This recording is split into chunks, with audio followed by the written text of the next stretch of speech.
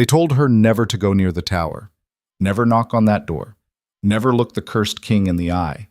But on the night of his 28th birthday, when screams of a dying man ripped through stone walls and servants fled in terror, Alara Vance made the worst decision of her life. She walked straight into the monster's den. What she found wasn't just a beast. It was a man tearing himself apart from the inside out.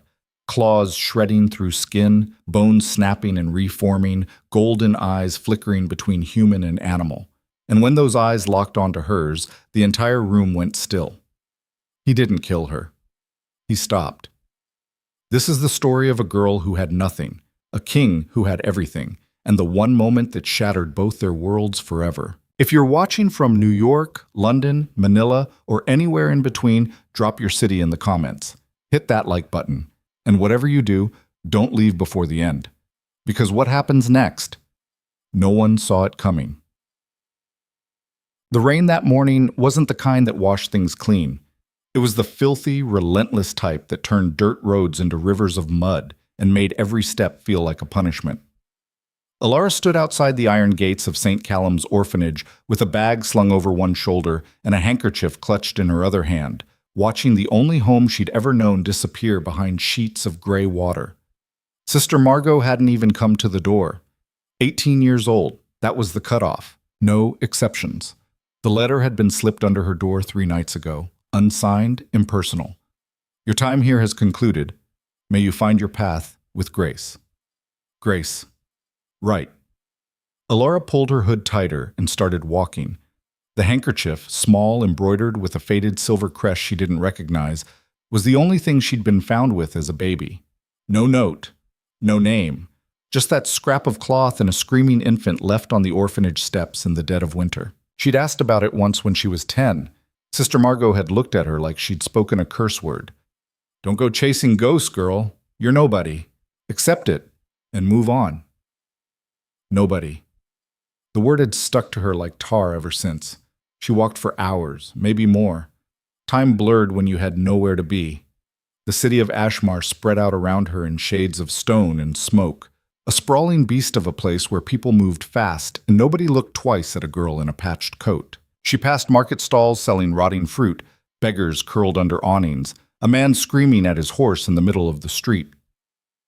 By the time the sun started sinking, she'd made it to the industrial quarter, rows of factories belching black smoke, workers trudging home with heads down and shoulders slumped. She'd heard there was work here if you were desperate enough. Cleaning, hauling, stitching in rooms so hot you fainted by midday. She was desperate enough. But then she saw the notice.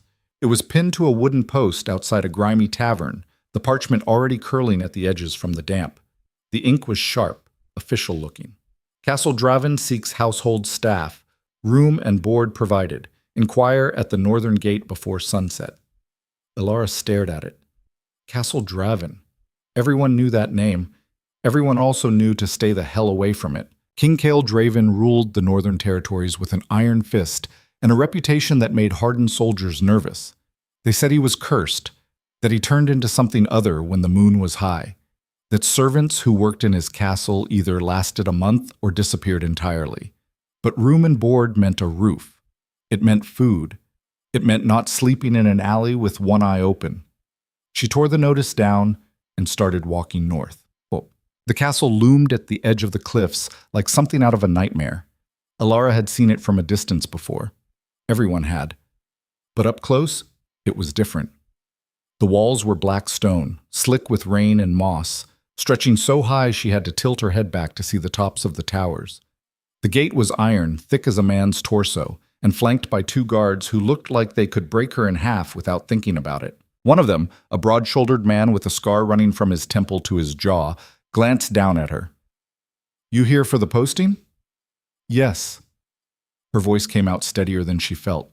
He looked her up and down. "You know what you're walking into." "I need work." The other guard, younger but just as intimidating, snorted. "Work." "Right. Last girl who came through here lasted 3 days before she ran screaming." "I'm not her." The scarred guard studied her for a long moment, then sighed and pushed the gate open. "Your funeral. Go to the servants' entrance around the east wing. Ask for Miriam. She'll decide if you're worth keeping. Alara nodded and stepped through. The courtyard was massive, paved in dark stone that gleamed wet under the fading light. There were no flowers, no decorations, nothing soft, just walls and windows and the faint sound of wind howling through the towers above. She found the servants' entrance after a few wrong turns, an unassuming wooden door set into the side of the castle, chipped paint and a rusted handle. She knocked. The woman who answered was in her 50s, thin and sharp-eyed, with graying hair pulled back so tight it looked painful. She wore a plain black dress and an expression that said she'd seen every kind of fool the world had to offer. "Miriam?" Alara asked. "That's me. You're here for the job?" "Yes." Miriam's gaze swept over her, taking in the soaked coat, the worn boots, the bag that probably weighed more than Alara did. "You got references?" "No." "Family?" "No." "Experience?" "I've cleaned, cooked, mended, anything that needed doing." Miriam's mouth twitched, not quite a smile. "Honest, at least. Most girls who come here lie through their teeth." She stepped aside. "Come in. I'll show you the kitchen and explain the rules. Break them and you're gone. No warnings." Alara stepped inside. The servants' quarters were nothing like the grandeur she'd imagined. The hallways were narrow, the walls plain stone, the lighting dim. It smelled like old wood and lye soap. Miriam led her through a maze of corridors until they reached a large kitchen where 3 other women were working, chopping vegetables, stirring pots, scrubbing counters. They all stopped when Alara walked in. "This is the new girl," Miriam said flatly. "Alara, meet the rest of the house staff. That's Bryn, Cora, and Leanne." Bryn was the oldest, maybe 40, with kind eyes and flour on her apron. Cora looked close to Alara's age, dark-haired and wary. Leanne was younger, maybe 16, with a nervous energy that made her fidget. "Hi," Alara said. Bryn smiled. Cora nodded. Leanne just stared. "Right," Miriam continued. "Here's how it works. You clean, you cook, you stay out of sight.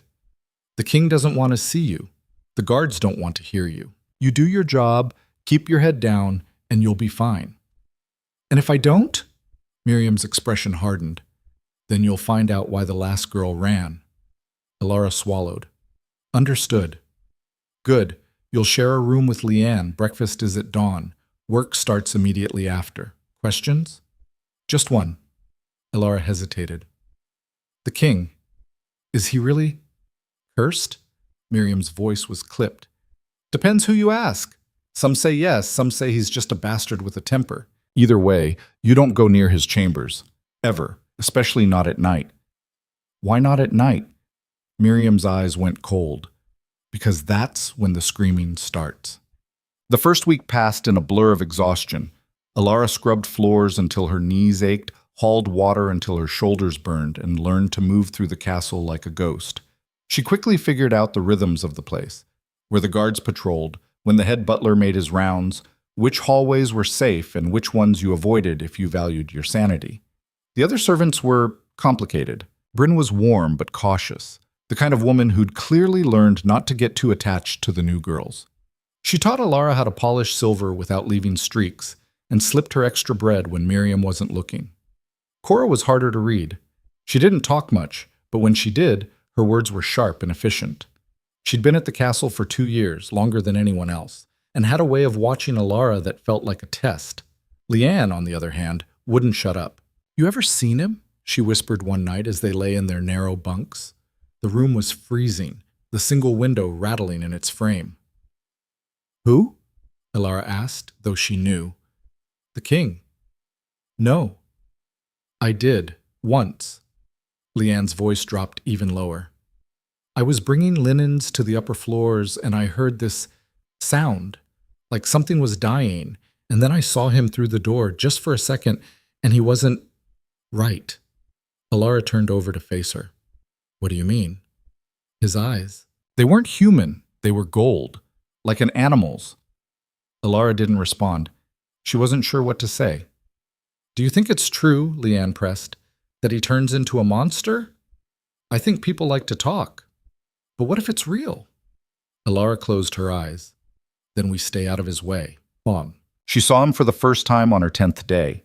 It wasn't planned. She'd been sent to deliver fresh linens to the third floor, an errand Cora usually handled, but she'd twisted her ankle that morning and Miriam didn't tolerate delays.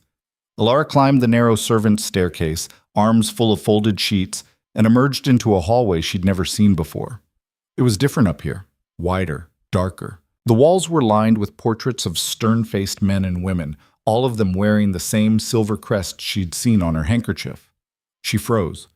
Her fingers brushed the fabric in her pocket, the one she always carried. The crest was identical. Exactly identical. Before she could process that, a door at the end of the hall opened, and he walked out.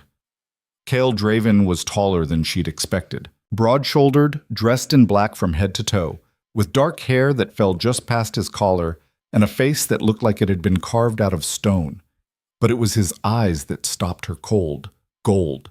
Not brown, not hazel. Gold. He looked at her. She couldn't move. "Who are you?"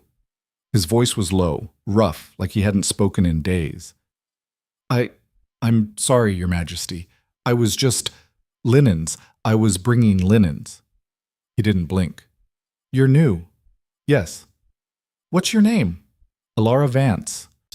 Something flickered across his face, too fast to read. Then it was gone, replaced by that same cold mask. "Stay out of the upper floors unless you're summoned."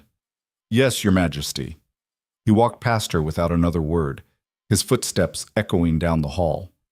Alara stood there, heart pounding, sheets still clutched in her arms. She didn't know why, but she felt like something had just shifted. 2 weeks later, everything changed. It was the king's birthday. The castle was tense, the servants moving faster than usual, voices hushed. Miriam had been snapping at everyone all day, and even Bryn looked nervous. "What's going on?" Alara asked as she helped Cora set the tables in the great hall. Cora glanced around, then leaned in. "The curse. It's always worse on his birthday." "What do you mean?" "The transformation. It happens every month, but on his birthday, it's violent. Last year, he destroyed half his chambers, took 3 guards to restrain him." Alara's stomach twisted. "Does anyone know why he's cursed?" "No one talks about it. Not if they want to keep their tongue." That night, Alara couldn't sleep. She lay in her bunk, staring at the ceiling, listening to Leanne's soft snores. The castle was too quiet. It felt wrong. And then she heard it, a roar. Not human, not animal, something in between. It came from the upper floors, deep and guttural and full of pain. Leanne bolted upright. "What was that?" Another roar, closer this time. Footsteps pounded in the hallway outside, guards running, shouting orders. Alara sat up. "Stay here." "Where are you going?" "I don't know." She pulled on her boots and slipped into the hall. The other servants were huddled in doorways, eyes wide, faces pale. Miriam was at the far end, trying to herd them back into their rooms. "Get inside!" she barked. "All of you!" But Alara didn't listen. She climbed the stairs. The roars grew louder the higher she went, each one scraping against her nerves like claws on stone. She passed guards who didn't even notice her, too focused on the chaos ahead. She reached the 3rd floor. The door to the king's chambers was open. Inside, the room was a disaster. Furniture overturned, curtains shredded, claw marks gouged into the walls. And in the center of it all was Kyle. Except he wasn't Kyle anymore. His body was caught between forms, bones shifting under skin, claws where his hands should be, fur sprouting in patches along his arms and back. His face was twisted, half human, half wolf, and his eyes, those gold eyes, were wild, unfocused, filled with agony. He was tearing himself apart. Alara stepped inside. "Your Majesty?" His head snapped toward her. For a moment she thought he was going to lunge, thought she was going to die. But then something in his gaze shifted. Recognition. "Alara." Her name came out broken, barely a whisper. She took another step forward. "I'm here." "Run." His voice cracked. "You need to—" Another wave hit him. He doubled over, a scream ripping from his throat as his spine arched and bones cracked. His claws dug into the floor, splitting the wood. Alara didn't run. She crossed the room and knelt in front of him. "Don't," he gasped. "I'll hurt you." "No, you won't." She reached out, slowly, carefully. and placed her hand on his cheek. The moment her skin touched his, everything stopped. The convulsions, the shifting, the screaming. He went completely still. His breathing was ragged, uneven, but the beast inside him, it was quiet. For the first time in years, Kyle Draven wasn't fighting himself. He stared at her, eyes wide, stunned. How? His voice was hoarse. How did you? I don't know. Her hand was still on his face, and she could feel the heat radiating off him, the way his pulse thundered under his skin. But you're okay. He pulled back suddenly, like she'd burned him. You need to leave. What? No, Now. His voice was sharp, commanding. The king was back. Before someone sees you. Alara stood, heart pounding. I don't understand. Neither do I. He turned away from her, shoulders tense. But you can't be here. If they find you, if they think you had anything to do with this, I won't say anything. He didn't respond. She left. The next morning, everything felt wrong. The servants whispered, the guards stared, and when Miriam called her into the kitchen, Alara knew. You went to his chambers last night. It wasn't a question. Alara didn't lie. Yes, Miriam's face was unreadable. Do you have any idea what you've done? I helped him. You broke the one rule that matters. Miriam's voice was quiet, deadly. No one goes near the king during a transformation. No one.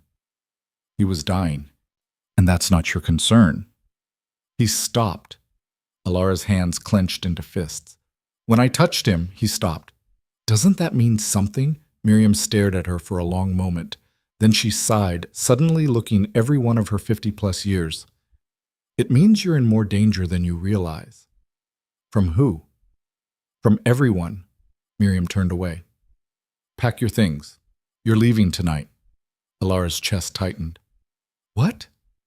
The king ordered it himself. You're to be gone by dawn. But There's no arguing this, girl. Miriam's voice cracked, just slightly. I don't know what happened in that room, but it scared him. And when a man like Kyle Draven is scared, you run. Alara stood there, frozen. She'd saved him, and he was throwing her out. She didn't pack much. There wasn't much to pack. By the time midnight came, she was standing at the servants' gate with her bag and her handkerchief, the castle looming behind her like a threat. Bryn had hugged her. Cora had nodded, grim-faced. Leanne had cried. Miriam had just handed her a small pouch of coins and said, Don't come back. Alara walked into the night, alone again. She made it maybe a mile before she stopped, turning to look back at the castle one last time. The towers were dark, the windows empty. Somewhere inside, a king was locked away with his curse, and Alara Vance, nobody, orphan, servant, was the only person who'd ever been able to stop it. She pulled the handkerchief from her pocket and stared at the silver crest embroidered into the corner, the same crest that hung in the halls of Castle Draven. Who the hell am I? She whispered to the wind. No answer came. She turned and kept walking. Behind her, in the highest tower of the castle, Kyle Draven stood at the window, watching her disappear into the darkness.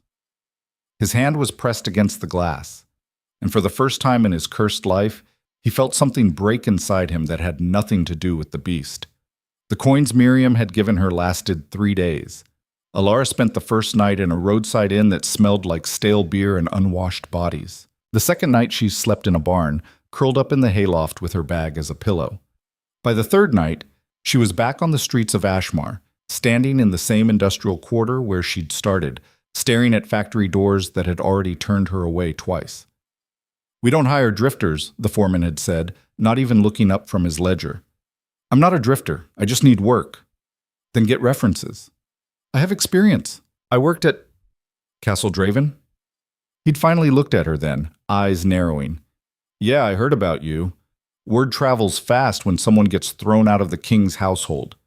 He'd leaned back in his chair, arms crossed. Whatever you did to piss him off, I want no part of it. Get out. That conversation had repeated itself 4 more times across the city. Different faces, same result. Apparently being dismissed from the castle wasn't just a black mark. It was a brand. By sunset, Ilara was sitting on the steps of a boarded-up chapel, watching the street vendors pack up their stalls. Her stomach was a knot of hunger. The handkerchief was still in her pocket, and she kept touching it, running her thumb over the embroidered crest like it might suddenly give her answers. The same crest that hung in Castle Draven's halls. The same crest she'd been abandoned with 18 years ago. It couldn't be a coincidence. But if it meant something, if she was connected to that place somehow, then why had Kyle thrown her out? Why had he looked at her like she was dangerous instead of whatever the hell she'd been to him in that room when the curse broke? She didn't have answers. She just had an empty purse and nowhere to sleep. "You look like you could use a meal." Ilara's head snapped up. The woman standing in front of her was maybe 30, dressed in clothes that had seen better days but weren't quite rags. Her hair was dark red, pulled back in a messy braid, and her face had the kind of sharpness that came from too many years of watching your back. "I'm fine," Ilara said automatically. "You're starving." The woman tilted her head. "I can tell. I've been there." She held out a hand. "Name's Rowan. I run a boarding house a few streets over. Nothing fancy, but it's warm and the food's edible. You interested?" Ilara hesitated. "I don't have money." "Didn't ask if you did." Rowan's smile didn't quite reach her eyes. "I'm always looking for help. You work, you eat, you sleep under a roof. Fair trade." Every instinct Ilara had screamed that this was too easy, that people didn't just offer help without wanting something in return.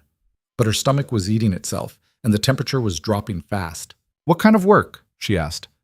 "Cleaning, mostly. Cooking when we're short-staffed. Keeping the boarders from killing each other." Rowan shrugged. "It's not glamorous, but it's honest."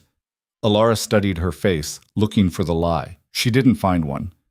"All right," she said finally. "I'll try it." Rowan's smile widened. "Smart girl, come on." The boarding house was exactly what Rowan had promised. Nothing fancy. It was a 3-story building wedged between a butcher shop and a tailor, the kind of place you'd walk past without noticing. Inside, the air smelled like boiled cabbage and old smoke, and the floors creaked with every step. Rowan led her through a narrow hallway to a cramped kitchen where a pot of stew was simmering on the stove. "Eat first. We'll talk details after." Ilara didn't argue. She sat at the small wooden table and ate 3 bowls of stew without stopping, barely tasting it. When she finally looked up, Rowan was watching her with something that might have been sympathy. "When's the last time you ate?" Rowan asked. 2 days ago." "Rough week?" "You could say that." Rowan poured herself a cup of tea and sat down across from her. "You got a story, girl." "Doesn't everyone?" "Fair point." Rowan took a sip. "But you've got that look. The one that says you just walked away from something big." Ilara's jaw tightened. "I didn't walk away. I was thrown out. A Castle Draven." Ilara's head jerked up. "How did you—" "Like I said, word travels." Rowan's expression didn't change. "You're not the first person to wash up here after getting kicked out of that place. Probably won't be the last." "What happened to the others?" "Depends. Some found new work, some left the city. One guy drank himself to death in an alley." She set her cup down. "Point is, you're not special. The castle chews people up and spits them out. That's just what it does." Ilara looked down at her empty bowl. "I didn't do anything wrong." "Didn't say you did." Rowan leaned back in her chair. "But whatever happened, it's done now. You want to survive? Stop looking back." It was good advice. Ilara just wasn't sure she could follow it. The boarding house became her new normal. She cleaned rooms, scrubbed floors, hauled water, and learned the rhythms of the place. The boarders were a mix of drifters, laborers, and people who didn't ask questions because they didn't want to answer any. Most of them ignored her. A few tried to get friendly.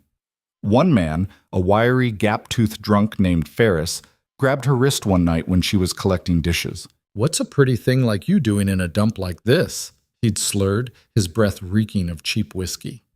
Ilara had yanked her arm free and slammed the plate down so hard it cracked. "Touch me again, and you'll lose the hand." Ferris had laughed, but he'd kept his distance after that. Rowan had watched the whole thing from the doorway and said nothing. But later, when Ilara was washing dishes, she'd leaned against the counter and said, "You've got a spine. Good. You'll need it." "For what?" "For this city. For life in general." Rowan had paused. "You ever think about leaving Ashmar? Where would I go?" Anywhere. The southern provinces are hiring. The coastal cities pay better. Hell, you could go west to the borderlands if you're desperate enough. Alara had scrubbed at a stubborn stain. I can't leave. Why not? Because somewhere in this city, somewhere in that God's damn castle, there were answers. About the handkerchief. About the crest. About why Cale Draven had looked at her like she was the only thing keeping him alive and then thrown her out like garbage. I just can't, Alara had said. Rowan had sighed. Stubborn and stupid. That's a dangerous combination. She wasn't wrong. 3 weeks passed. Alara fell into a routine. Wake before dawn, scrub the common room, prepare breakfast, clean the rooms, prepare lunch, mend linens, prepare dinner, collapse into bed. Repeat. It was exhausting, monotonous, and mind-numbing, but it was safe, or at least it was supposed to be. The first sign that something was wrong came on a Tuesday. Alara was in the market buying vegetables for the evening stew when she felt it, that prickling sensation on the back of her neck that meant someone was watching her. She turned, scanning the crowd, but saw nothing out of the ordinary, just the usual chaos of vendors shouting, customers haggling, children darting between stalls. She shook it off and kept walking. But the feeling didn't go away. By the time she made it back to the boarding house, her nerves were scraped raw. She dumped the vegetables on the kitchen counter and went to find Rowan, who was upstairs replacing a broken window latch. Someone's following me, Alara said without preamble. Rowan didn't look up. You sure? Yes. See their face? No, but I felt it. Rowan set down her tools and finally looked at her. You piss anyone off recently? Not that I know of. Well, either you're paranoid or you've got a problem. She picked up the latch again. Keep your head down. If it happens again, let me know. It happened again. The next day, Alara saw him, a man in a dark coat standing across the street from the boarding house, his face half hidden by a hood. He didn't move when she looked at him, just stood there, watching. Her blood went cold. She turned and walked back inside, locking the door behind her. Rowan! Rowan came downstairs, frowning. What now? There's a man outside. He's been watching the house. Rowan went to the window and peered through the curtain. Her expression darkened. That's Greaves. He works for the Core family. Who? Darius Core. Rowan hesitated. He's an alpha, controls most of the trade routes in the northern territories, not someone you want attention from. Alara's stomach dropped. Why would he be watching me? I don't know. But if he is, you need to leave, now. What? No, I'm serious, Alara. Rowan grabbed her by the shoulders. The Core family doesn't mess around. If they've got eyes on you, it means they want something. And trust me, you don't want to be here when they come to collect. Alara's mind raced. I haven't done anything. I don't even know who this Darius person is. Doesn't matter. Rowan let go and started pacing. Maybe they heard you worked at Castle Draven. Maybe they think you know something. Maybe they just don't like your face. The why doesn't matter. You need to go. Where? I don't care. Just not here. Rowan's voice softened, just slightly. I like you, kid. But I'm not dying for you. Alara stood there, frozen. This was happening again. She was being thrown out, again. Before she could respond, the door slammed open. 3 men walked in. The one in front was tall, broad-shouldered, and dressed like he owned the place. His face was all sharp angles, his eyes cold and calculating. He looked at Rowan first, then at Alara. Alara Vance, he said. It wasn't a question. Alara's hand went to the knife she'd started carrying in her boot, a habit she'd picked up after the incident with Ferris. Who's asking? The man smiled. It didn't reach his eyes. My name is Marcus. I work for Darius Core. He'd like to have a word with you. I don't know him. He knows you. Marcus took a step forward. You worked at Castle Draven. You were there the night of the king's birthday. We have questions. Rowan stepped between them. She doesn't know anything. Marcus didn't even look at her. This doesn't concern you. It does when you walk into my house uninvited. Then consider this an invitation. He gestured to the door. Miss Vance, if you'll come with us. And if I don't? Marcus's smile widened. Then we'll make it less pleasant for everyone involved. Alara's heart was pounding so hard she could hear it in her ears. Her fingers tightened around the knife handle. Rowan grabbed her wrist. "Don't," she whispered. "There's 3 of them. You won't win." "She's right," Marcus said. "But I appreciate the spirit." He held out his hand. "Shall we?" Alara looked at Rowan, whose face was pale but resigned. She didn't have a choice. "Fine," she said. "But I walk on my own." Marcus nodded. "Of course." They led her out into the street where a black carriage was waiting. The door was already open. Marcus gestured for her to get in. Alara climbed inside. The interior was lined with dark velvet, the windows tinted so she couldn't see out. One of the men got in beside her, blocking the door. The carriage lurched forward. "Where are we going?" she asked. "The Core Estate," the man said. "About an hour north." "And if I refuse to answer your boss's questions?" He didn't respond. The hour passed in silence. When the carriage finally stopped, Alara was pulled out into a courtyard that made Castle Draven look modest. The estate was massive, all white stone and towering columns, with guards stationed every 10 feet. She was marched through a set of ornate double doors and down a long hallway lined with portraits of stern-faced men, all of them radiating power and arrogance. They stopped in front of another set of doors. Marcus knocked twice. "Enter," a voice called from inside. The doors opened. The room beyond was a study. Dark wood, floor-to-ceiling bookshelves, a fireplace crackling in the corner. And sitting behind a massive desk was a man who could only be Darius Core. He was younger than she'd expected, maybe mid-30s, with jet-black hair and eyes that were an unsettling shade of amber.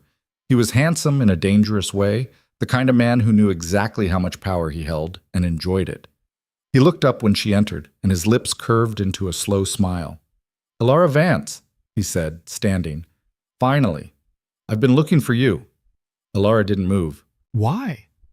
"Because you're interesting." He walked around the desk, hands in his pockets, studying her like she was a puzzle. "You worked at Castle Draven. You were dismissed under unusual circumstances. And rumor has it you were in the king's chambers the night of his birthday." "Rumors lie." "Do they?" Darius tilted his head. "Because I have it on good authority that something happened that night. Something that made Castle Draven very, very nervous." He stopped a few feet away from her. "What was it?" "I don't know what you're talking about." "Don't insult my intelligence." His voice hardened. "Kael and I are competitors. Anything that affects him affects me. So I'll ask you one more time. What happened?" Alara met his gaze. "Nothing." Darius stared at her for a long moment. Then he laughed. A short, sharp sound. "You're either very brave or very stupid. I've been told it's both." He smiled again, wider this time. "I like you, but that doesn't mean I'm going to let you walk out of here without answers." He turned to Marcus. "Lock her in the East Wing. We'll continue this conversation tomorrow." "Wait," Alara started, but Marcus was already grabbing her arm, dragging her toward the door. "Don't worry," Darius called after her. "You'll be comfortable. I'm not a monster."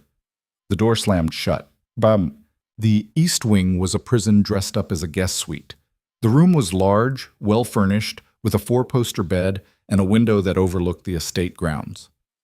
But the door was locked from the outside, and when Alara tried the window, it didn't budge. Reinforced. She was trapped. She paced the room for an hour, mind racing. Darius wanted information about Kael, about the curse, about what had happened that night. But why? And more importantly, how had he even known she was there? Someone had talked. Someone at the castle. Her thoughts were interrupted by a soft knock at the door. "Miss Vance?" A woman's voice, tentative. Alara walked over. "Who is it?" "My name is Anara. I've been sent to bring you dinner." The door opened and a young woman stepped inside carrying a tray. She was petite, with auburn hair and wide, nervous eyes. She set the tray on the table and glanced toward the hallway before closing the door behind her. "Are you all right?" Anara whispered. Alara blinked. "Why do you care?" "Because I've seen what Darius does to people who don't cooperate." Anara's voice was barely audible. "And I don't think you deserve it. You work for him." "I don't have a choice." Anara's hands twisted together. "None of us do." Alara studied her.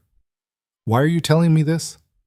"Because," Anara hesitated, Because I think you might be the only person who can stop what's coming. What's coming? Anara glanced at the door again, then leaned in closer. Darius is planning something big. He's been gathering information on King Kael for months, his routines, his weaknesses, his condition. She swallowed. He wants to challenge him. Alara's blood ran cold. Challenge him how? The old way, alpha against alpha, a duel for territory and power. Anara's eyes were wide with fear. And if Darius wins, he'll control everything from here to the northern cliffs. He'll be unstoppable. Why are you telling me this? Because you were there. You saw the king during his transformation. And if what I've heard is true, if you really did calm him, then you're the only person who might be able to help him survive what's coming. Alara's mind was spinning.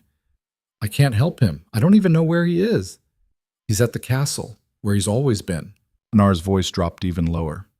But Darius is planning to make his move within the week. If you're going to do something, it has to be now. Before Alara could respond, footsteps echoed in the hallway. Anara's face went pale. I have to go, but please, think about it. She slipped out, leaving Alara alone with a tray of untouched food and a decision that felt impossible. She didn't owe Kael anything. He'd thrown her out. He'd made it clear she was nothing to him. But if what Anara said was true, if Darius really was planning to challenge him, then Kael was walking into a fight he might not survive. And for reasons she couldn't explain, that thought made her chest tighten in a way that had nothing to do with logic. She looked down at the handkerchief in her pocket, the silver crest catching the firelight. Then she made a decision. She was getting out of here, and she was going back to Castle Draven. The window didn't break easy. Alara wrapped her hand in the bedsheet and slammed her elbow into the glass 3 times before it finally gave, spiderwebbing outward with a sharp crack that made her freeze and listen for footsteps in the hall. None came. She cleared the jagged edges with the iron poker from the fireplace and looked down. 3 stories. Maybe more. The ground below was paved stone, land wrong, and she'd shattered both ankles. But there was a drain pipe running down the wall about 6 feet to the left, old iron that looked like it might hold her weight if she was lucky and fast. She wasn't feeling particularly lucky, but she was out of options. Alara climbed onto the windowsill, the cold night air biting through her thin shirt. The drain pipe was farther than it looked. She'd have to jump for it, grab on, and pray the bolts didn't rip free from the stone. She took a breath, then launched herself sideways. Her hands caught the pipe. The metal groaned, one of the bolts popping loose with a metallic shriek, but it held. She scrambled down, boots scraping against the wall, arms screaming, until her feet hit solid ground. No alarms, no shouts. She ran. The estate grounds were massive, all manicured hedges and gravel paths lit by lanterns that cast long shadows. Guards patrolled in pairs, their routes predictable enough that she could slip between them if she timed it right. She kept low, moving from hedge to hedge, her heart pounding so loud she was sure someone would hear it. She made it to the outer wall, 15 feet of smooth stone topped with iron spikes. No gates on this side. No footholds. Damn it, she whispered. Then she heard voices. 2 guards coming around the corner, their footsteps crunching on gravel. Alara pressed herself flat against the wall, barely breathing. They passed within 5 feet of her, talking about some card game, oblivious. The moment they turned the corner, she bolted along the wall's edge, looking for anything, a tree, a shed, a goddamn miracle. She found a groundskeeper's cart piled with pruned branches. It wasn't tall enough to reach the top of the wall, but if she climbed onto it and jumped, she might be able to grab the spikes and haul herself over. Might being the key word. She shoved the cart against the wall and climbed up. The branches shifted under her weight, creaking. She crouched, gauged the distance, and jumped. Her fingers closed around cold iron. Pain lanced through her palms as the spikes bit into her skin, but she gritted her teeth and pulled. Her arms shook, her shoulders burned. For a horrible second, she thought she'd fall, but then she got one knee up, then the other, and she was over, dropping down the other side and landing hard in the dirt. She didn't stop to check if anything was broken. She just ran. The forest started a quarter mile from the estate, thick and dark and probably full of things that wanted to kill her. She plunged into it anyway, branches whipping at her face, roots trying to trip her. Behind her, she heard shouting. They'd noticed. She ran faster, The trees swallowed her whole, the canopy so dense overhead that the moonlight barely reached the ground. She couldn't see more than a few feet ahead, stumbling over rocks and fallen logs, her breath coming in ragged gasps. The shouting grew distant, then faded entirely. She slowed, pressing her back against a tree, and tried to catch her breath. Her hands were bleeding. Her shirt was torn. Every muscle in her body screamed. But she was out. Now she just had to get to Castle Draven before Darius's men found her, or before whatever was living in these woods did. She walked through the night. The forest thinned after a few miles, giving way to open fields and the narrow dirt road that led north toward the castle. Elara kept to the shadows, every snap of a twig or rustle of leaves making her flinch. By the time the first light of dawn crept over the horizon, her legs felt like lead, and her vision was starting to blur at the edges. She stopped at a stream to drink and wash the blood off her hands. The cuts weren't deep, but they stung like hell when the water hit them. She tore a strip off the bottom of her shirt and wrapped her palms as best she could, then kept moving. Castle Draven appeared on the cliffs just after sunrise. It looked the same as it had the night she'd left. Black stone, towering walls, windows like empty eyes. But now, standing at the base of the road that led up to it, Elara felt something different. Not fear, not exactly. Recognition, maybe, or something close to it. She climbed the road, exhaustion weighing her down with every step. The guards at the gate saw her coming from 100 yards out. By the time she reached them, both had their hands on their swords. The scarred one, the same guard who'd let her in the first time, stared at her like she was a ghost.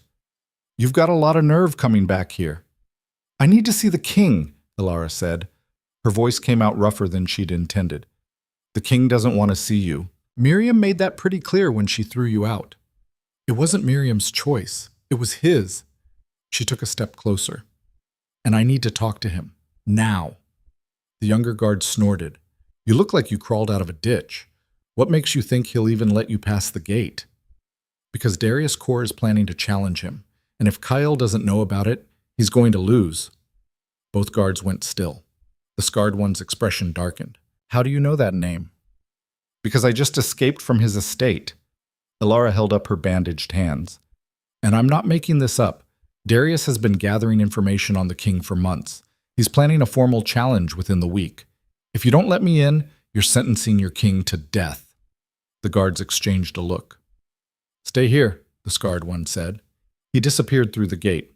Elara stood there, swaying slightly, the adrenaline that had kept her moving finally starting to drain away. The younger guard watched her like she might bolt or collapse. She wasn't sure which was more likely. 10 minutes later, the gate opened. Miriam stood on the other side, arms crossed, her face carved from stone. "You've got some nerve." "So I've been told." "The king needs to hear what I have to say." Elara's voice was flat. "Believe me, I wouldn't be here if it wasn't important." Miriam stared at her for a long moment, then stepped aside. "Fine, but if you're wasting his time, I'll throw you out myself." Elara walked through the gate. The castle felt different this time, colder, maybe. Or maybe it was just her. Miriam led her through the familiar corridors, past the kitchens where Bryn looked up in shock, past the great hall where servants stopped mid-task to stare. They climbed the stairs to the 3rd floor. Miriam stopped outside the door to Kael's study and knocked twice. "Your Majesty, Elara Vance is here. She says it's urgent." There was a long pause, then, "Send her in." Miriam opened the door and stepped aside. Elara walked through. Kael was standing by the window, his back to her. He was dressed in black again, his shoulders tense, hands clasped behind his back. He didn't turn when she entered. "You were told not to come back," he said. His voice was quiet, controlled. "I know. And yet here you are." "I wouldn't be if it wasn't important." He finally turned to face her. He looked worse than she remembered. There were shadows under his eyes, his face gaunt, like he hadn't slept in days.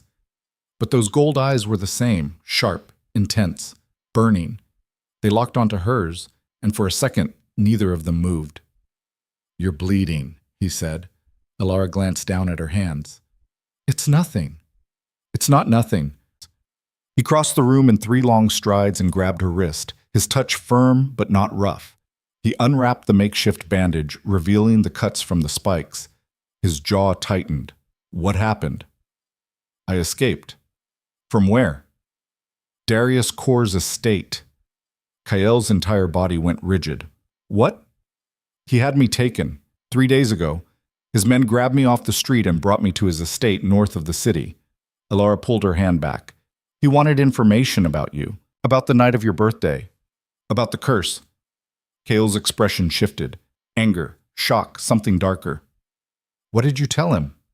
Nothing, but he already knows something happened that night, and he's planning to use it against you. Use it how? He's going to challenge you, formally. Alpha against alpha. Alara's voice was steady now, urgent. He thinks you're weak. He thinks the curse makes you vulnerable, and if he wins, he takes everything. Kael's voice was ice. The territory, the castle, the people. Yes. Kael turned away, his hand dragging through his hair. When? Within the week, maybe sooner. How do you know this? One of his servants told me, a girl named Anara. She said he's been planning it for months. Kael was silent for a long moment, his back still to her. Then he laughed, a short, bitter sound. Of course he has. Darius has been waiting for an opening like this for years. He turned back to her. And you risked your life to come here and warn me. Why? Alara hesitated. Because it's the right thing to do. That's not an answer. It's the only one I have. Kael stared at her, something unreadable flickering across his face. Then he walked to his desk and poured himself a drink, something amber and strong. He downed it in one swallow. You shouldn't have come back, he said quietly. You already said that. I mean it. He set the glass down. Darius isn't going to stop looking for you. And if he finds out you're here, then I'll deal with it. You can't. Kael's voice sharpened. You don't understand what you're up against. Darius Cor isn't just an alpha. He's ruthless, he's smart, and he doesn't lose. Neither do you. Kael's laugh was harsh. You don't know me. I know you stopped. Alara took a step forward. That night, when I touched you, you stopped. The curse broke. For the first time in years, you weren't fighting yourself. And that terrified me. Kael's eyes burned into hers. Do you understand that? You walked into that room and did something no one has ever been able to do. And I didn't know if it was because of you or because of some fluke I'd never be able to replicate. So I sent you away before I could find out. That's the stupidest thing I've ever heard. Kael blinked. Excuse me? You threw me out because you were scared. Alara's voice rose. Not because I did something wrong, not because I was a threat, because you didn't know how to deal with the fact that I might actually help you. I don't what? Understand? You're right, I don't understand. I don't understand why you'd rather be alone and miserable than take a chance on something that might actually work. She stepped closer, her hands clenched into fists. But I do understand this. Darius is coming for you. And if you don't stop pushing people away, you're going to lose everything. The silence that followed was deafening. Kael stared at her, his jaw tight, his hands gripping the edge of the desk so hard his knuckles went white. You're right, he said finally. His voice was barely above a whisper. I was scared. Alara's anger faltered. What? I've spent my entire life fighting this curse, controlling it, keeping it locked away so it doesn't destroy everything I've built. He looked down at his hands. And then you walked in and broke through it like it was nothing, like I was nothing. You're not. I am. He looked up at her, and the rawness in his eyes nearly broke her. I'm a monster, Alara. That's all I've ever been. And for one night, you made me feel like maybe I wasn't, and that scared me more than the curse ever did. Alara didn't know what to say. Kael straightened, his mask sliding back into place. But that doesn't change what's coming. Darius will challenge me, and when he does, I'll fight him, alone. You don't have to. Yes, I do. It's the law. Alpha challenges are one-on-one, no interference. Then what am I supposed to do? Kael's gaze softened, just slightly. Stay here, where it's safe, and when this is over, he stopped. If I survive, we'll talk. And if you don't, he didn't answer. Before Alara could press him, the door burst open. A guard stumbled in, his face pale. Your Majesty, we have a problem. Kale's expression hardened. What is it? Darius Core is at the gate, with an armed company. The guard swallowed. He's demanding entry. He says he's here to issue a formal challenge. Alara's stomach dropped. Kale's jaw tightened. How many men? 20, maybe more. He's not supposed to challenge yet, Alara said. Anara said it would be within the week. She was wrong. Kale moved toward the door. Or he moved up his timeline because you escaped. What do we do? Kale stopped and looked back at her. For a moment, something passed between them. An understanding, maybe, or a promise neither of them could keep. You stay here, he said, no matter what happens. Do you understand? Kale, promise me. Alara's throat tightened. I promise. He nodded once, then walked out. Alara stood there, alone in the study, her heart pounding. She'd lied. There was no way in hell she was staying here. Oh shit. The great hall was packed. Alara stood at the back, hidden in the shadows behind a stone column, and watched as Darius Core strode through the doors like he owned the place. He was flanked by a dozen men, all of them armed, all of them radiating the kind of violence that made the air feel heavy. Kyle was waiting for him in the center of the hall, hands at his sides, his posture relaxed but his eyes lethal. The two alphas faced each other. Darius? Kyle said. His voice carried through the hall, cold and sharp. This is a bold move, even for you. Darius smiled. I thought it was time we settled things. Settled what exactly? The question of who's stronger, who's more fit to rule. Darius's smile widened. You've held the Northern Territories for a decade, Kyle. But we both know you're not the man you used to be. The curse has weakened you, made you unstable. A murmur rippled through the hall. Kyle's expression didn't change. Careful, Darius. Insults won't win you a challenge. I'm not here to insult you. I'm here to replace you. Darius's voice hardened. I invoke the right of challenge, one-on-one combat. Winner takes the territory, the title, and everything that comes with it. Kyle was silent for a moment. Then he nodded. Accepted. The hall erupted. Alara's hands clenched into fists. This was happening. This was really happening. Darius's smile turned predatory. Good. We fight at dawn. Old rules. No weapons, no interference. He leaned in closer. And when I win, Kyle, I'm going to burn this castle to the ground. Kale's eyes flashed gold. You'll have to kill me first. That's the plan. Darius turned and walked out, his men following. The hall descended into chaos, servants whispering, guards arguing, advisors shouting over each other. But Kyle just stood there, silent, his gaze fixed on the door Darius had just walked through. Alara stepped out from behind the column. Kale saw her immediately, his eyes narrowed. I told you to stay upstairs. I don't take orders well. Clearly. He started toward her, his expression unreadable. You shouldn't be here. Neither should you, but here we are. Kyle stopped in front of her, close enough that she could see the tension in his jaw, the way his hands were clenched into fists. This isn't your fight. It became my fight the moment Darius dragged me into it. He won't touch you again. I'll make sure of it. By getting yourself killed? Alara's voice cracked. That's your plan? I don't have a choice. You always have a choice. Kale's eyes softened, just for a second. Then he shook his head. Not this time. Before Alara could respond, Miriam appeared at Kale's side. Your Majesty, the council wants to speak with you. They're demanding we call in reinforcements, challenge the legality. Tell them no. Kale's voice was flat. The challenge is legal, and I'll fight it alone. Miriam's face paled. But that's an order.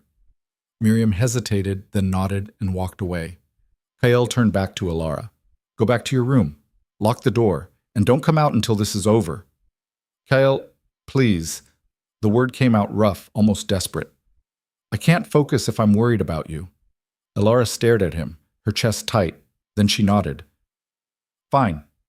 She turned and walked away, but she didn't go to her room. She went to the library. The library was on the second floor, a dusty, forgotten place filled with books no one had touched in years. Alara pulled volume after volume off the shelves, looking for anything: myths, histories, records of past alpha challenges. She found it 2 hours later, a leather-bound book tucked in the back corner, its pages yellowed with age. The title was faded, but she could just make out the words, "The Laws of the Pack." She flipped through it, scanning the text until she found the section on challenges. An alpha challenge is a sacred rite, governed by ancient law. The combatants must fight alone, without weapons or outside aid. The fight continues until one alpha submits or dies. However, there is one exception. If a challenger's true mate is present, they may intervene once, and only once, to break the curse that binds their alpha. This intervention is considered an act of fate, not interference, and is therefore permitted under the old laws. Alara's breath caught. True mate. She read the passage again, then a third time, her heart pounding. The handkerchief, the crest, the way the curse had broken when she touched him. It wasn't a coincidence. She was connected to him, not just by chance, but by something deeper, something neither of them had understood. She closed the book, her mind racing. If she was right, if the laws allowed it, then she could help him. She could stop the curse from taking over during the fight. But it was a gamble. If she was wrong, she'd be breaking the sacred laws of the challenge, and Kale would forfeit everything. She looked down at the book, then at the handkerchief in her pocket. Then she made her decision. Dawn came too fast.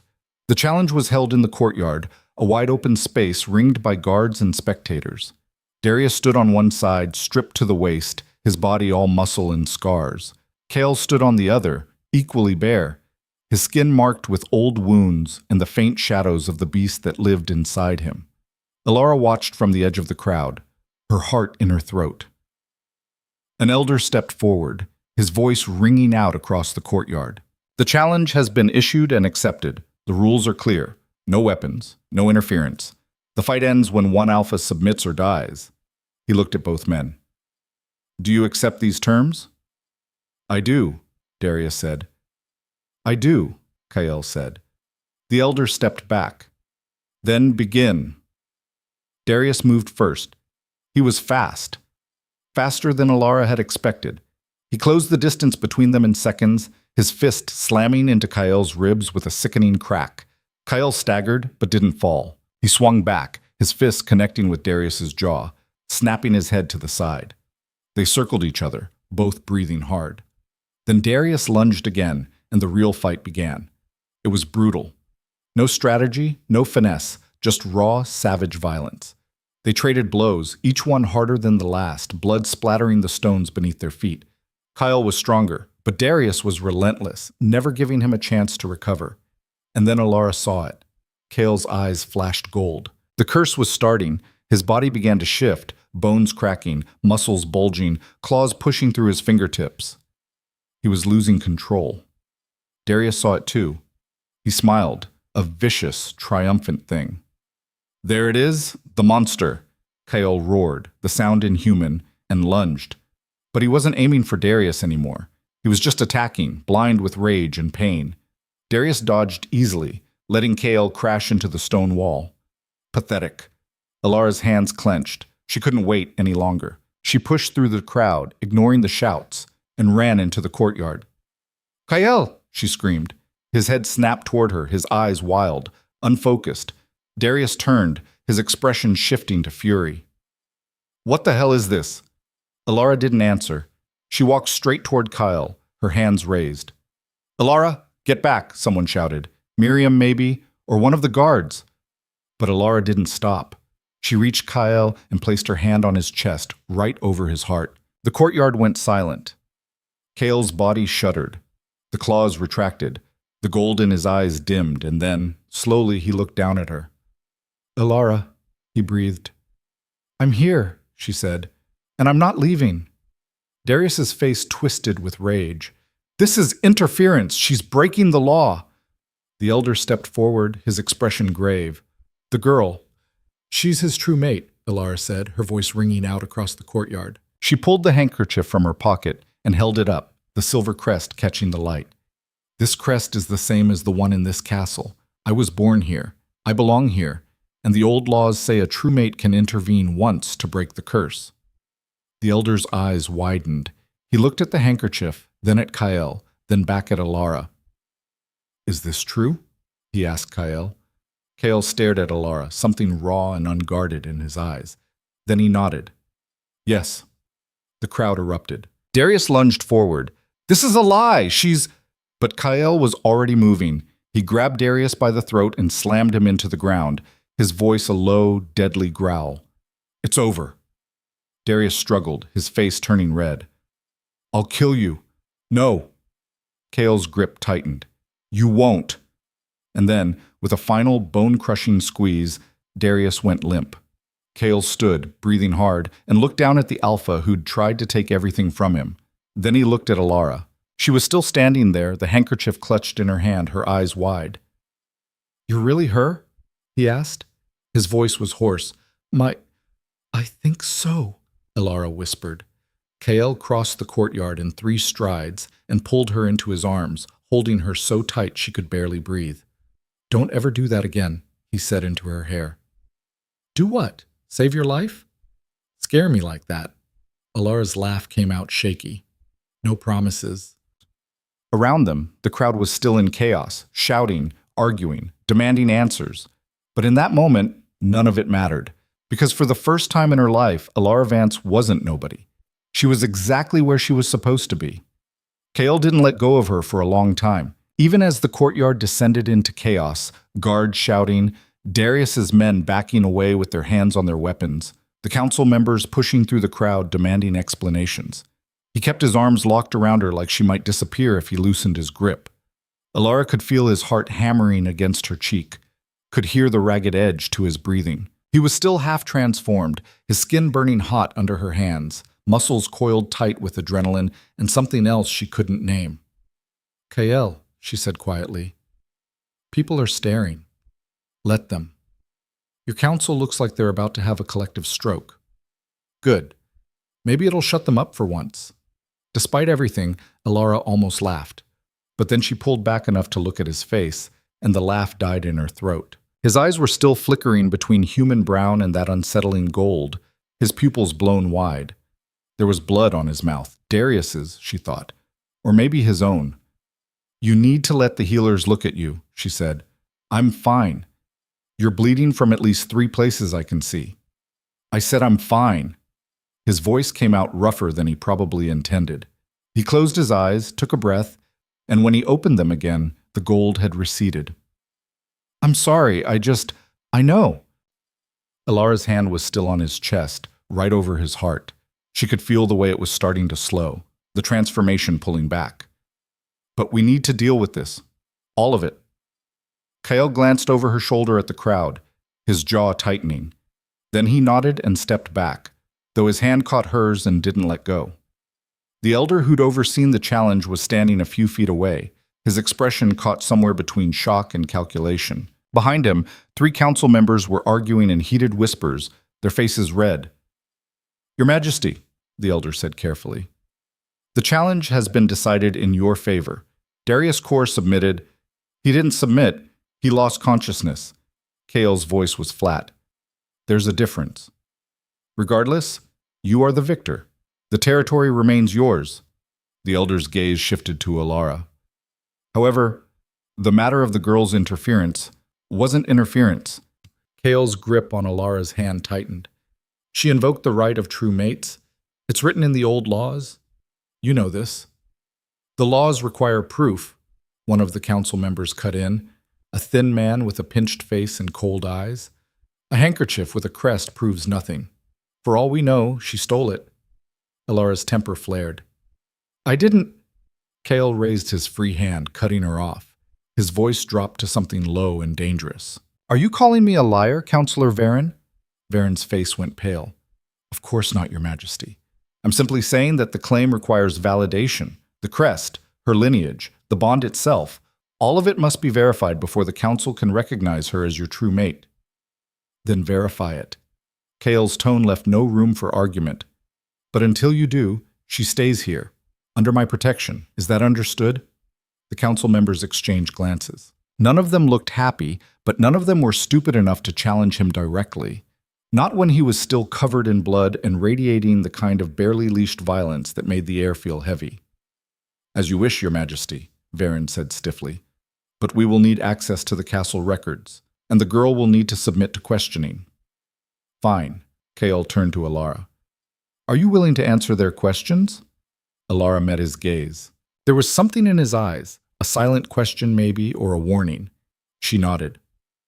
"Yes." "Good." Kael looked back at the council. "You have 3 days. After that, I want this settled." 3 days isn't enough time to... 3 days. Kael's voice cut through the protest like a blade. "Or I'll settle it myself." The council went silent. Kael didn't wait for a response. He turned and walked toward the castle, pulling Alara with him. The crowd parted like water. They made it to Kael's chambers before the adrenaline finally wore off and Alara's legs gave out. She sat down hard on the edge of his bed, her hands shaking so badly she had to clasp them together to make them stop. Her mind was still spinning, Darius on the ground, the elders' questions, the way Kael had looked at her when he'd said the word mate. Kael paced the room, his movements sharp and restless. He'd thrown on a shirt but hadn't bothered to button it, and Alara could see the bruises already forming across his ribs, the deep gash on his shoulder that was still bleeding sluggishly. "You need to see a healer," she said again. "Later." "Kael, I said later." He stopped pacing and turned to face her. "Do you have any idea what you just did?" Alara blinked. "I saved your life. You threw yourself into the middle of an alpha challenge. You could have been killed. But I wasn't. That's not the point." He dragged a hand through his hair, and Alara realized with a start that his hands were shaking too. "You shouldn't have been there. You shouldn't have—" He broke off, his voice cracking. "When I saw you step into that courtyard, I thought my heart was going to stop." Alara stood. "I couldn't just stand there and watch you lose control." "You don't understand. If you'd been wrong, if the laws hadn't covered you, Darius would have demanded your execution for interference. And I wouldn't have been able to stop it. But I wasn't wrong." Alara crossed the room until she was standing in front of him. "The handkerchief, the crest, the way the curse broke when I touched you, it all lines up. I am connected to this place, to you." Kael's eyes searched hers, desperate and raw. "How do you know?" "I don't. Not for sure." She pulled the handkerchief from her pocket and held it up between them. "But this is the only thing I've ever had that belonged to my past. And it matches the crest in your castle exactly. That can't be a coincidence." Kael took the handkerchief from her, his fingers brushing hers. He stared down at the embroidered silver crest, his expression unreadable. "My father had a sister," he said quietly. "She disappeared when I was a child. There was a scandal, something about her running off with a man the family didn't approve of. My father never spoke about her after that. It was like she'd never existed." Alara's breath caught. "You think I don't know. But the crest you're holding, it's the family crest. Only direct bloodline carries it." He looked up at her. "If you really were abandoned with this, then you're not just connected to this place. You're part of it." The room felt too small suddenly, the air too thin. Alara sat back down on the bed, her mind reeling. "That would make me my cousin, probably." Kael sat down beside her, close enough that their shoulders touched. "Which means you have as much claim to this castle as I do." "That's insane." "Welcome to my life." They sat in silence for a moment, both of them staring at the handkerchief. "What does this mean for the challenge?" Alara asked finally. "If I'm family, if I'm really your true mate, does that change anything?" "It changes everything." Kael's voice was low. "True mates are rare. The bond is considered sacred. If the council verifies it, no one can challenge our claim. Not legally. And if they don't verify it?" Kael's jaw tightened. "Then we have a problem." The council started their investigation the next morning. Alara was summoned to the library, where Varen and 2 other council members were waiting with stacks of old ledgers and family records spread across a massive oak table. They questioned her for hours, where she was found, who raised her, what she remembered, every detail of the handkerchief. Alara answered everything truthfully, but she could see the doubt in their eyes. They didn't want to believe her. Or maybe they just didn't want to accept what it would mean if she was telling the truth. By the time they dismissed her, the sun was setting and her head was pounding. She found Kael in the training yard sparring with one of his guards. He was moving fast, brutal, taking out his frustration on the poor man who was barely managing to keep up. When he saw Elara, he stopped mid-swing and waved the guard off. "How'd it go?" he asked, breathing hard. "About as well as you'd expect. They think I'm lying." Kael's expression darkened. "Did they say that?" "They didn't have to. I could see it." Elara crossed her arms. "Varen kept asking if I'd stolen the handkerchief, or if someone had given it to me as part of some elaborate scheme to infiltrate the castle. That's ridiculous." "Is it? Because from where they're sitting, I showed up out of nowhere, claimed to be your true mate, and stopped you from losing a challenge. That's pretty convenient timing."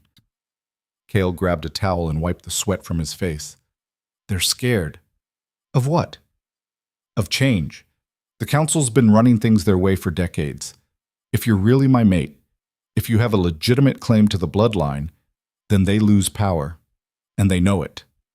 Elara watched him, the way his shoulders were still tense, the bruises on his ribs already fading to yellow. "How long will it take them to verify the records?" "Depends on how motivated they are to find the truth versus how motivated they are to bury it." He tossed the towel aside. "But I'm not waiting for them to make up their minds." "What are you going to do?" "I'm going to find the truth myself." Kael started toward the castle. "Come on!" Elara followed him through the corridors to a part of the castle she'd never seen, a narrow staircase that spiraled down into the basement. The air grew colder with every step, the stone walls damp and covered in moss.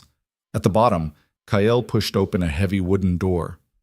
Inside was a vault. The room was small, lined with shelves holding boxes and chests and stacks of old documents. Everything was covered in dust like no one had been down here in years. "This is the family archive," Kael said, lighting a lantern. "Everything that predates the council's official records is stored here. If there's proof of my aunt's existence, or what happened to her, it'll be in one of these boxes."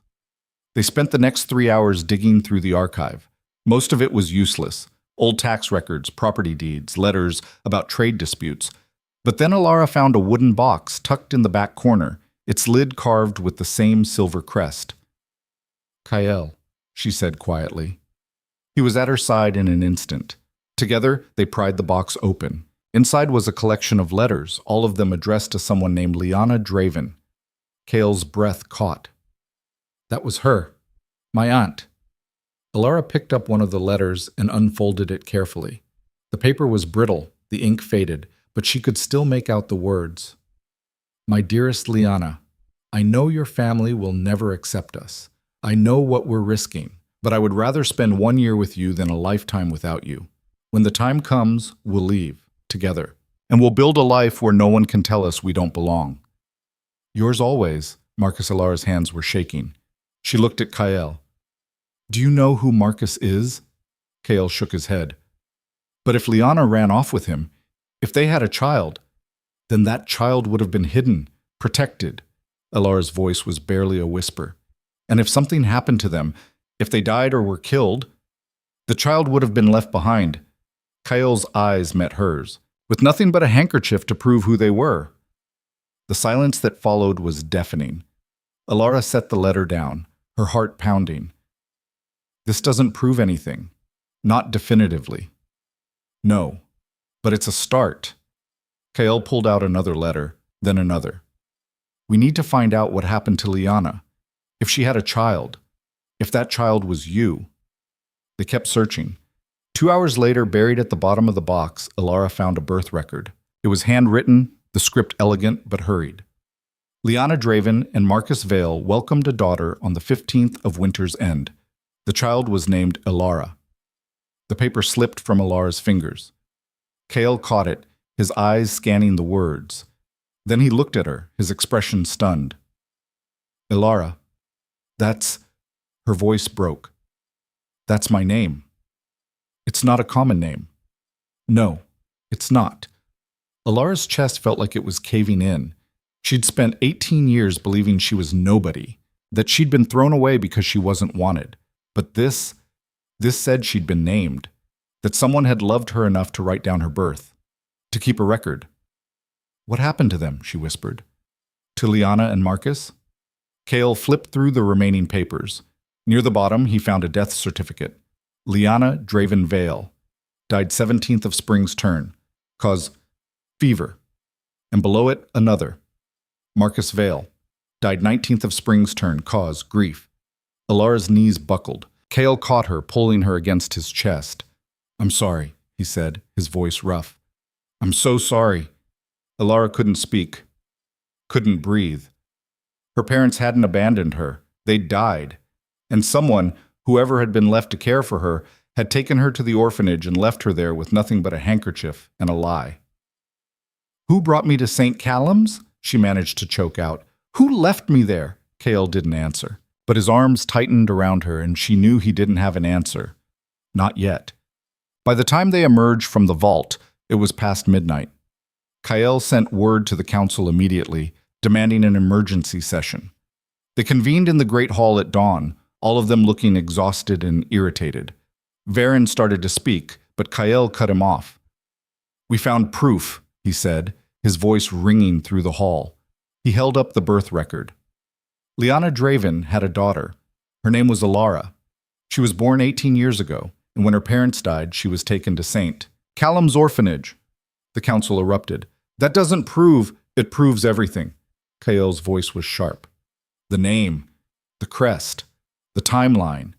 It all matches. Alara Vance is Liana Draven's daughter, which makes her my cousin, and under the old laws, that gives her a legitimate claim to the Draven bloodline. Varen's face had gone white. Even if that's true, it doesn't prove the mate bond. Doesn't it? Kael turned to Alara, who was standing beside him. The bond isn't just about bloodline. It's about connection, about two people who are meant to balance each other. He looked back at the council.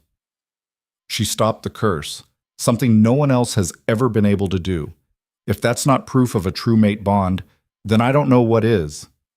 The hall went silent. One of the older council members, a woman with silver hair and sharp eyes, leaned forward.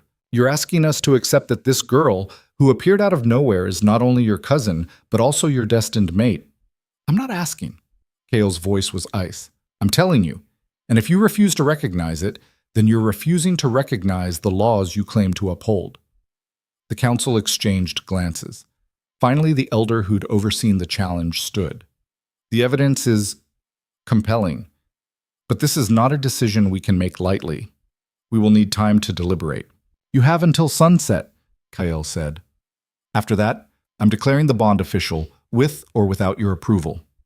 Varen looked like he wanted to argue, but the elder raised a hand. Very well. We will reconvene at sunset. The council filed out, their whispers echoing through the hall. Alara stood there, her hands clenched into fists, her heart pounding. Kael turned to her. You all right? I don't know. She looked up at him. What if they say no? Then we deal with it. How? Kael's smile was grim. However, we have to. The council returned at sunset. The hall was packed. Guards, servants, nobles, everyone who had a stake in the decision. Alara stood beside Kael at the center of the room, her spine straight, her chin up. The elder stepped forward, his expression grave. After careful deliberation, he said, the council has reached a decision. The hall went silent. We have reviewed the evidence presented. The birth record, the death certificates, the family crest. All of it supports the claim that Alara Vance is the daughter of Liana Draven and Marcus Vale. Alara's breath caught. Furthermore, the elder continued, we have consulted the old laws regarding true mate bonds. While the evidence is unconventional, it is sufficient. Varen looked like he'd swallowed something sour, but he didn't speak. Therefore, the elder said, the council officially recognizes Alara Vance as a member of the Draven bloodline, and as the true mate of King Kael Draven. The hall erupted in applause. Alara's knees nearly gave out. Kael's hand found hers, squeezing tight. The elder raised his hand for silence. However, there is one condition. Alara's stomach dropped. What condition? The bond must be formalized. By the end of the month, you and the king must undergo the binding ceremony. Only then will the mate bond be considered legally and spiritually complete. Kale's jaw tightened. Fine. The elder nodded. Then it is settled. The crowd surged forward, voices rising in a mix of congratulations and questions. But Alara barely heard them. She turned to Kael, her eyes wide. Did we just win? Kael's smile was slow, dangerous, and genuine. Yeah, we did. For the first time since she'd walked into Castle Draven, Alara felt something shift inside her. Not fear, not doubt. Hope. She wasn't nobody anymore. She was Alara Draven, and she was home. The next 3 weeks passed in a blur of preparation, politics, and panic. The binding ceremony wasn't just a formality, it was a spectacle. Every noble family within 3 territories would be invited, every tradition observed, every eye watching to see if the orphan girl who'd claimed to be a Draven would crumble under the pressure. Alara spent her days being fitted for gowns she'd never imagined wearing, learning protocols she'd never needed to know, and sitting through endless meetings with advisors who still looked at her like she might sprout wings and fly away at any moment. The nights were worse. Because at night, when the castle quieted and the servants retreated to their quarters, Alara was left alone with the weight of what was coming. The ceremony would bind her to Kael, not just legally, but spiritually. The old laws called it a soul bond, permanent, unbreakable, and she still wasn't sure she understood what it meant. She was sitting in the library one night, staring at a book on mate bonds that she'd read 3 times without retaining a single word when Kael found her. "You're going to wear a hole in that page," he said from the doorway. Alara looked up.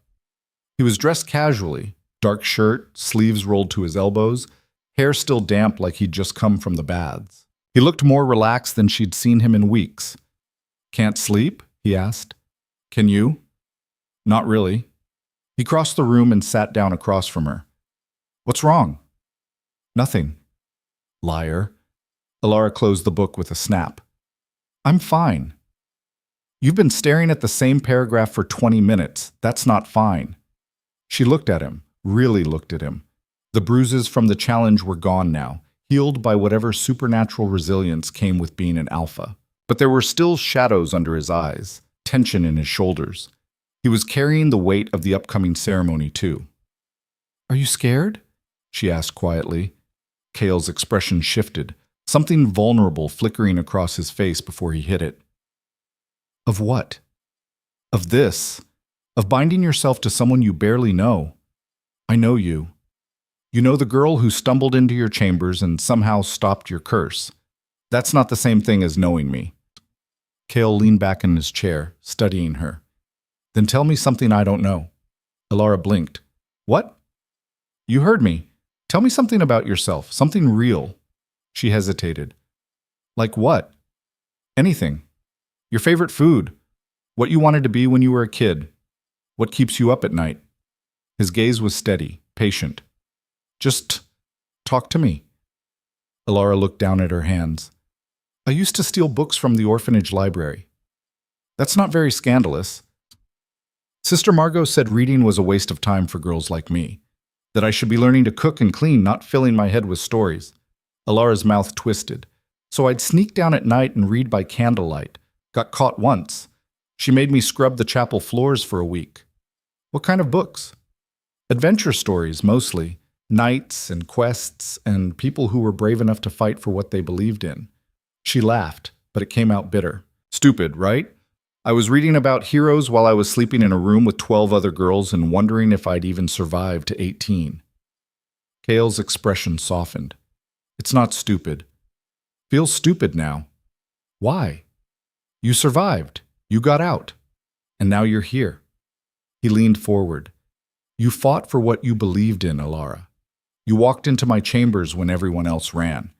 You came back to warn me about Darius when you could have just kept running. That's not stupid. That's brave."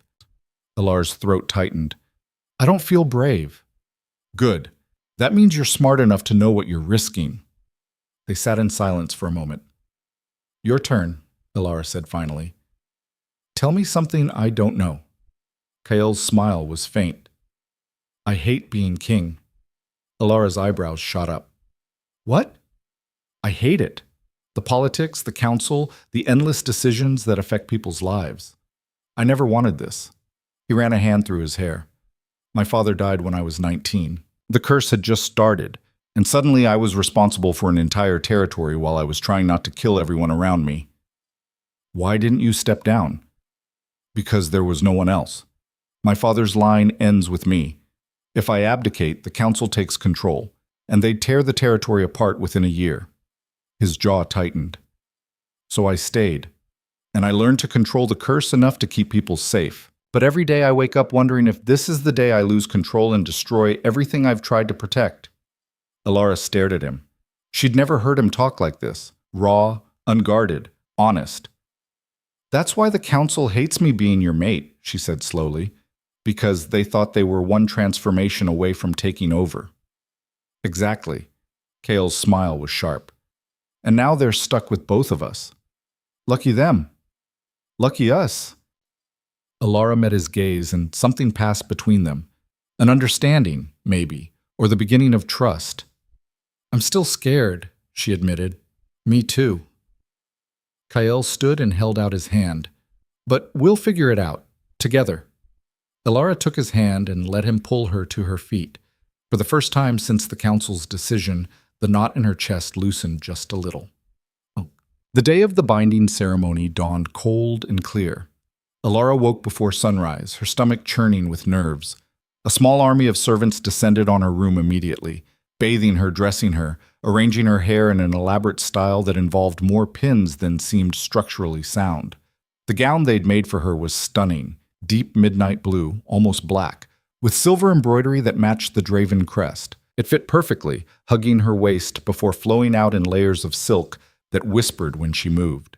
When they finally let her look in the mirror, Alara barely recognized herself. You look beautiful, Bryn said from the doorway. She'd been hovering all morning, her eyes suspiciously bright. I look terrified, Alara corrected. That too. Bryn crossed the room and adjusted a pin in Alara's hair. But you're going to be fine. The king, he cares about you. I can see it. How can you tell? Because he hasn't executed anyone in 3 weeks. That's a record. Despite herself, Alara laughed. That's not exactly reassuring. It is if you know him. Bryn stepped back. He's a good man, Alara, stubborn and impossible and far too proud for his own good. But he's good, and he needs someone who won't let him destroy himself. You think that's me? I think you're the only person who's ever made him want to try. Before Alara could respond, Miriam appeared in the doorway. It's time. Alara's stomach dropped. Bryn squeezed her hand. You've got this. Alara nodded, even though she wasn't sure she believed it. The ceremony was being held in the great hall, which had been transformed overnight. Candles lined every surface, their flames casting dancing shadows on the walls. Flowers, white and silver, were woven through the rafters. And at the center of the room, on a raised platform, stood the elder who'd overseen the council's decision. The hall was packed. Nobles in their finest clothes, guards in ceremonial armor, servants pressed against the back walls, all of them watching. Alara walked down the center aisle alone, her heart pounding so hard she was sure everyone could hear it. The crowd whispered as she passed, some curious, some skeptical, some openly hostile. She kept her chin up and her eyes forward. Kale was waiting for her at the platform. He was dressed in black as always, but this was different.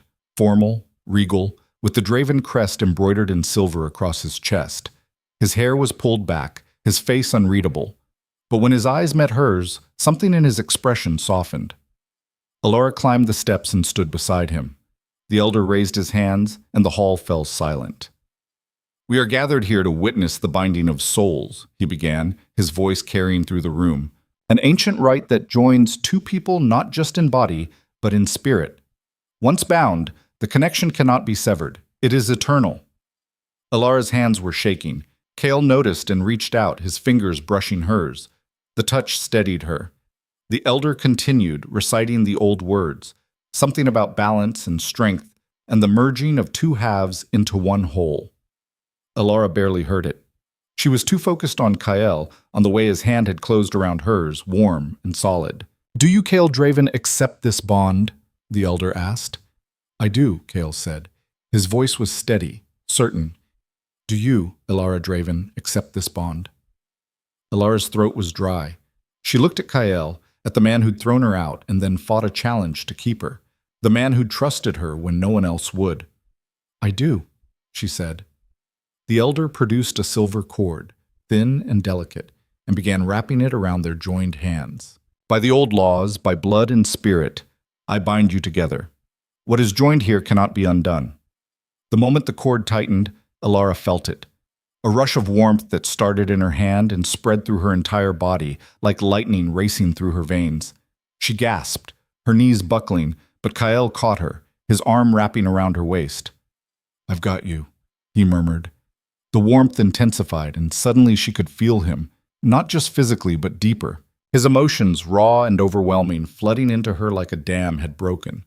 Fear, hope, relief. And underneath it all, something fierce and protective that made her chest ache. She looked up at him, and from the shock on his face, she knew he was feeling it too. Is it always like this? She whispered. I don't know. I've never done this before. The elder unwrapped the cord, and the intensity faded slightly, still there, thrumming beneath her skin, but manageable. The bond is sealed, the elder announced. Let no one question what has been joined here. The hall erupted in applause. Kale pulled Elara closer, his hand cupping the back of her neck, and kissed her. It wasn't soft or tentative. It was claiming, desperate, a promise and a plea all at once. Elara's hands fisted in his shirt, holding on like he was the only solid thing in a world that had tilted sideways. When they finally broke apart, the crowd was still cheering. Kale rested his forehead against hers. We did it. Yeah, Elara breathed. We did. The celebration that followed was overwhelming. There was food, music, endless toasts from nobles who'd probably been plotting against them an hour ago. Elara smiled and nodded and tried not to let the sheer number of people watching her every move drive her insane. Kyle stayed close, his hand never leaving hers, his presence a constant anchor in the chaos. It wasn't until well past midnight that they finally escaped to his chambers. Their chambers now, Elara realized with a jolt. The moment the door closed, Kyle sagged against it, his composure cracking. I hate ceremonies. Elara laughed, the sound coming out a little hysterical. That was the most terrifying thing I've ever done.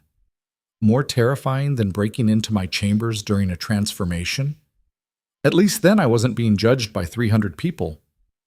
Kale pushed off the door and crossed to the window, staring out at the darkened courtyard. You handled it well. I wanted to throw up. Oh, you hit it better than I did. Elara joined him at the window. The bond was still there, humming quietly at the edge of her awareness. She could feel his exhaustion, the tension that hadn't fully left his shoulders. Are you okay? She asked. I should be asking you that. I asked first. Kale turned to face her. Honestly, I'm terrified. Of what? Of failing you. Of the curse breaking free and hurting you. He broke off, his jaw tight. Of losing you. Elara reached up and cupped his face, forcing him to look at her. You're not going to lose me. You don't know that. Yes, I do, because I'm not going anywhere.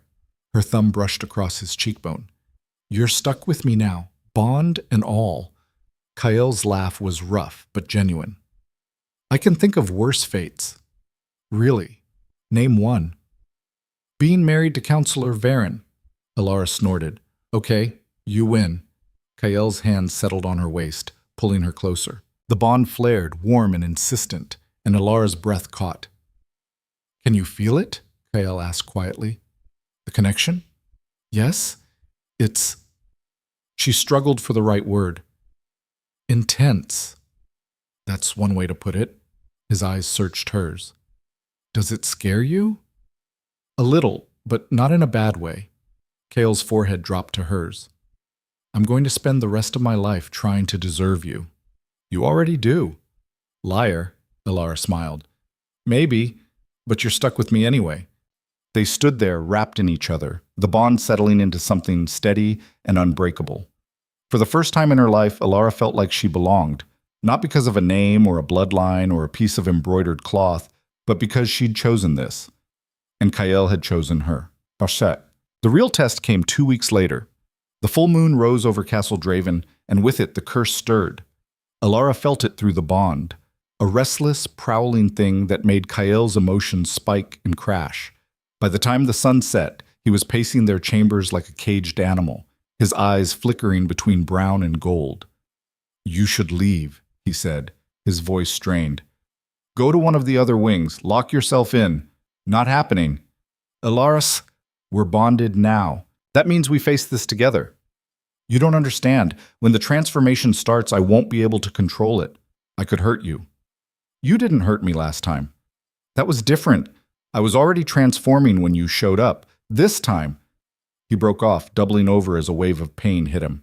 "This time I'll be awake, aware, and the beast won't care that you're my mate."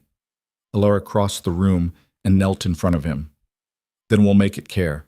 Kael's eyes were wild, desperate. "How?" "The same way I did before, by not being afraid of you." Before he could argue, the transformation slammed into him.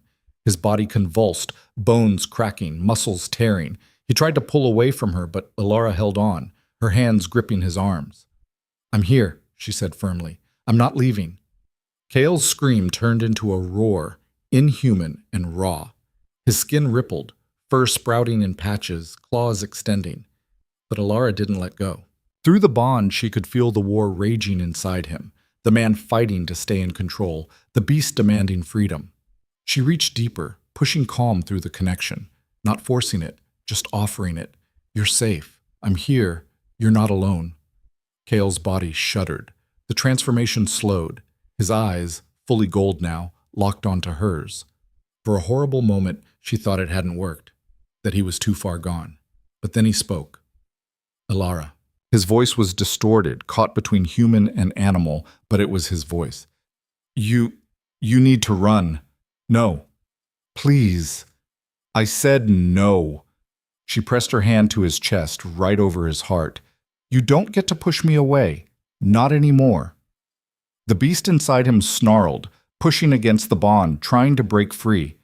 But Alara pushed back. She didn't know how she knew what to do. Maybe it was instinct. Maybe it was the bond itself, showing her the way. But she reached into that churning mass of rage and fear and pain, and she wrapped it in light. Not suppressing it, not fighting it, accepting it. Kael's entire body went still. The gold in his eyes flickered, faded, and slowly, agonizingly slowly, the transformation reversed. The claws retracted, the fur receded, the bones snapped back into place. When it was over, Kael collapsed against her, gasping for breath. "How did you—" He couldn't finish the sentence. Alara held him, her own hands shaking. "I don't know, I didn't want to lose you." Kael pulled back enough to look at her, his eyes wide with something that looked like awe. "You stopped it, completely." "We stopped it, together." Kael's laugh was shaky, disbelieving. "I've been fighting this curse for 10 years, and you just—" He broke off, pulling her into a crushing embrace. "You're a miracle. I'm just stubborn." "Same thing." They sat there on the floor, tangled together, until Kael's breathing evened out, and the bond settled into something warm and steady. "It's going to keep happening," Alara said quietly. "Every full moon." "I know. But we'll face it together." Kael's arms tightened around her. "Together." What? Word of what Alara had done spread through the castle within hours. By morning, the servants were whispering about the girl who'd tamed the beast. By noon, the council was demanding an explanation. By evening, the entire territory knew that the curse, the thing that had defined Kael's reign for a decade, was finally, truly broken. Not gone, but controlled. The council convened an emergency session. Alara stood beside Kael in the great hall, her chin up, her hands steady. The bond hummed quietly between them, a constant reminder that she wasn't alone. Varen was the first to speak. "Your Majesty, we've heard reports that last night's transformation was different." "It was," Kael said simply. "How different?" "The curse didn't take full control. I remained aware, and Alara was able to help me reverse it before anyone was hurt." The council erupted in whispers. The elder raised his hand for silence. If what you're saying is true, this changes everything. It is true, Alara said. Her voice rang through the hall, clear and firm. The bond doesn't just connect us, it stabilizes him, and as long as I'm here, the curse won't control him. Varen's face was pale. You're saying you can cure him? I'm saying we can manage it, together. The silence that followed was deafening. Then, slowly, the elder nodded. This is unprecedented, but if the curse is no longer a threat, then the king is no longer a liability, another council member finished. And the mate bond is not just legitimate, it's essential. Varen looked like he wanted to argue, but he kept his mouth shut. The elder turned to Kael. Your Majesty, the council formally recognizes the strength of your bond with Alara Draven, and we withdraw any objections to her position as your equal. Kael's smile was sharp. Good, because I wasn't asking for permission. The hall erupted in applause. Alara felt the bond flare with Kael's satisfaction, and she couldn't help but smile. They'd done it. Not just survived, not just endured. They'd won. 3 months later, the Northern Territories were thriving. The curse was no longer a threat. The council had backed down. And Alara, who'd spent her entire life being told she was nobody, was now one of the most powerful women in the realm. She stood on the balcony of their chambers, watching the sun set over the cliffs, and tried to wrap her mind around how much had changed. Kael came up behind her, his arms sliding around her waist. What are you thinking about? Everything. Nothing. She leaned back against him. How did we get here? You broke into my chambers and stopped me from tearing myself apart. That's not an answer. It's the only one that matters. Alara turned in his arms, looking up at him. The bond between them was steady now, familiar, a constant presence that felt as natural as breathing. Do you ever regret it? She asked. Binding yourself to me? Kael's expression softened. Not for a second. Even when I'm being difficult? Especially then. He leaned down and kissed her, slow and sweet. You're the best thing that's ever happened to me, Alara. And I'm going to spend the rest of my life making sure you know it. Alara's throat tightened. You're not so bad yourself. Kael laughed. High praise. Don't let it go to your head. They stood there, wrapped in each other, as the sun dipped below the horizon and the stars began to appear. Alara thought about the girl she'd been, the orphan with nothing but a worn bag and a mysterious handkerchief. The girl who'd been told she was nobody. That girl was gone. In her place was a woman who'd fought for her place in the world, who'd faced down alphas and councils and curses, who'd chosen love over fear and won. She wasn't perfect. She was still learning what it meant to be a Draven, still figuring out how to navigate the politics and power that came with her new position. But she wasn't alone. And for the first time in her life, that was enough. Kael's hand found hers, their fingers threading together. Ready to face whatever comes next? He asked. Alara smiled. With you, always. The bond between them flared, warm and unbreakable. And in the distance, the castle bells began to ring. Not a warning this time, but a celebration. A new era had begun. And Alara Draven, once nobody, now the girl who'd saved a king, was exactly where she was meant to be.